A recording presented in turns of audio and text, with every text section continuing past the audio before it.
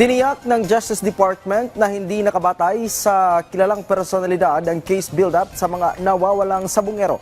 Ayon po kay Justice Undersecretary Raul Vasquez, nakadepende sa mga makahanap na ebidensya ang sasampahan ng kaso, tulad ng paggalugad ng mga bangkay sa Taal Lake. Sinabi po ni Vasquez na ang pakay nila dito ay matukoy kung sino-sino ang mga sangkot sa krimen at mapanagot ang mga ito. Matatandaan na mga kilalang personalidad ang idinadawit sa kaso ng missing sabongeros tulad ni na Atong Ang at Gretchen Barreto.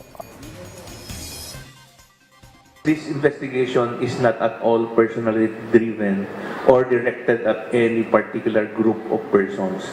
Ito ay ebidensya lamang, trabaho lamang ang hinahabol natin at ang sinisigurado natin ay kailangan lang under the case build-up rule ay yung mataas na antas na ebidensya, quality case, evidence ready at science ang sumusuporta.